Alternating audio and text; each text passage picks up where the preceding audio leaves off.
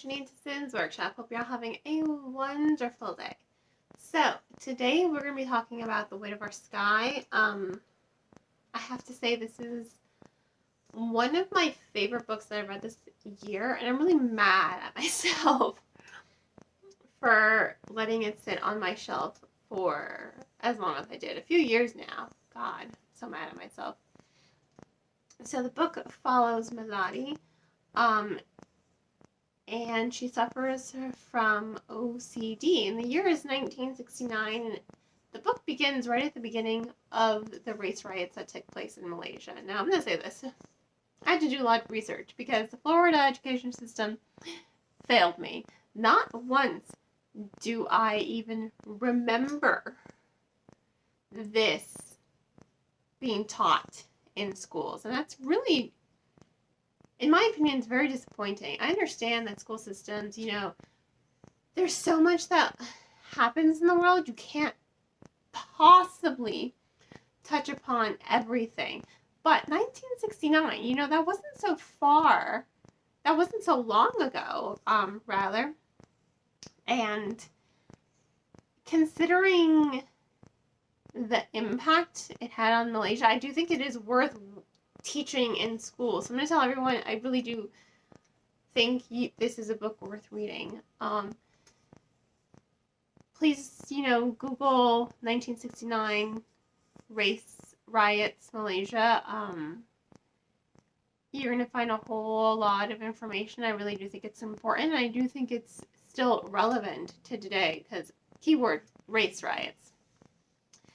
And I have to say, it really was such an informative story, and it was very realistic, and it was very heartbreaking at the same time. So it follows Melody, right at the beginning of the race riots, and the thing with her is she suffers from OCD, but in 1969, OCD wasn't a officially recognized disorder. It wasn't, fully recognized until 1980s. I forgot the exact year. So Melody didn't really know what she had. I think it speaks of volumes to her character that she thinks she's possessed by a jinn that makes her imagine the death of her mother repeatedly. Like if she doesn't do things in a certain pattern or to a certain number or in threes, she thinks a jinn is going to kill her mother. And her OCD, she probably had a mild case of it before the death of her father, who was a policeman. But after his death, it went into overdrive. Just think, if you've seen Monk, just think what happened to Monk once Trudy died. That's what's going on here. That's the best way I can really explain her OCD to you. It just went into overdrive. And again, it wasn't an actually recognized disorder. So her mom didn't really understand what was going on with her because she did open it up to her mom and she didn't understand what was going on with her. So she has to deal with this, with her OCD, and thinking if she doesn't do something a certain way, she's going to fail to protect her mother the same way she thinks she failed to protect her father, because she blames herself. She's like, oh my God, I didn't do this way, and that's why my father died. So now I have to do things in this way to protect my mother. And just think about it. This is right at the beginning of the race riots. People are killing people. The book opens, she's going to the movies with her friend, and the general elections just happened, which really is what set everything off. And right when the movie is starting, Melody gets bad feeling. She's like, I think we should go. I think we need to leave. And her friend's like, no, let's stay. Movie shuts off, and men with machetes come into the theater. And they separate Melody and her friend.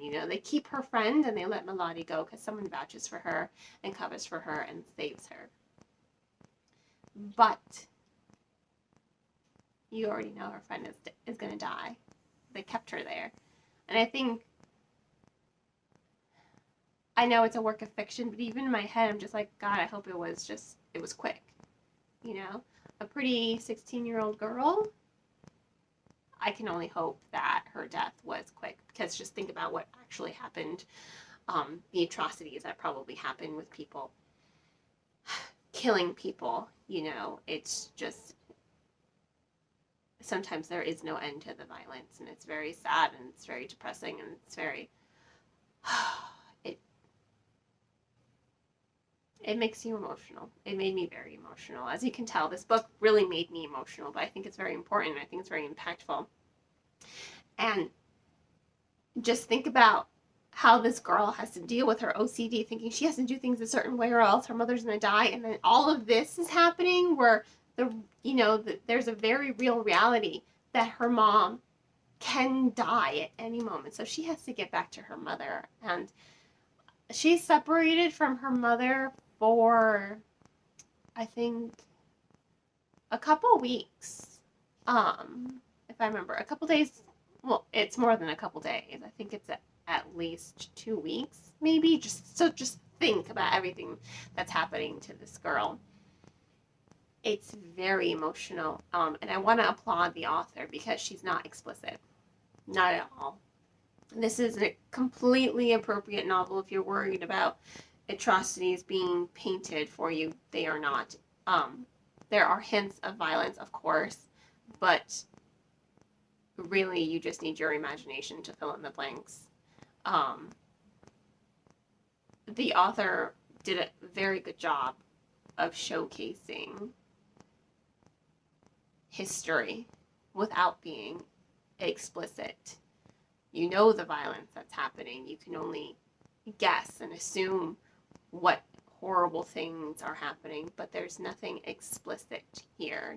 There are no explicit acts of violence that you see that would make this book inappropriate for young readers. And I have to applaud the author because she was able to get her impact across without pushing the reader away by being explicit. And I think that that's really remarkable. I think a lot of time nowadays, some authors get a little too carried away with showing explicit stuff in books, and it's just like sometimes you don't need that shock value. You really don't. You just need the emotion to drive the story forward. You just need really the reader's imagination.